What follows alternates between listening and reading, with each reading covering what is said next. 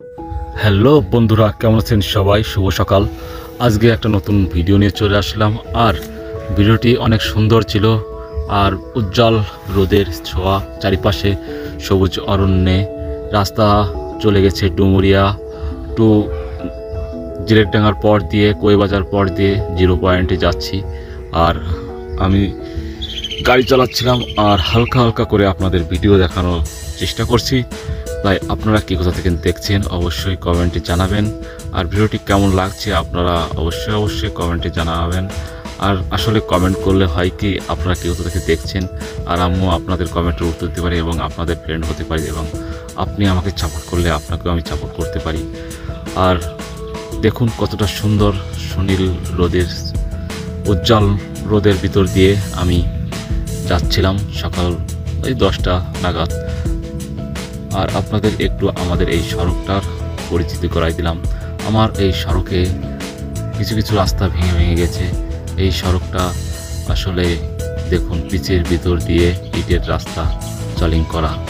সড়কটা অনেক ভেঙে গেছে, যাতায়াতে অনেক অসুবিধা হয়। আর মানুষের দুর্দশা দেখার মতো এখন আর কেউ নাই।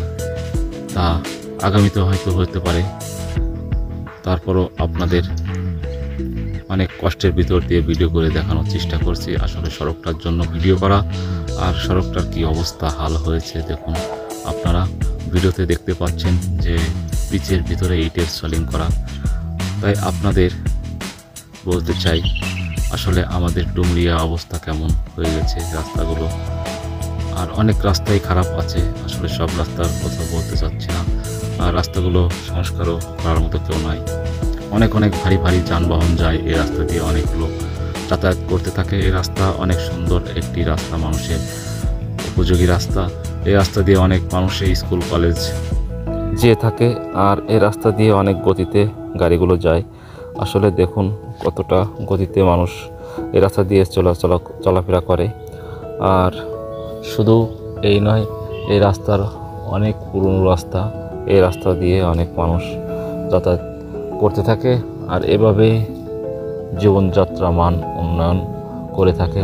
এই রাস্তা দিয়ে অনেক মানুষের সুন্দর সুন্দর ব্যবসা বাণিজ্যের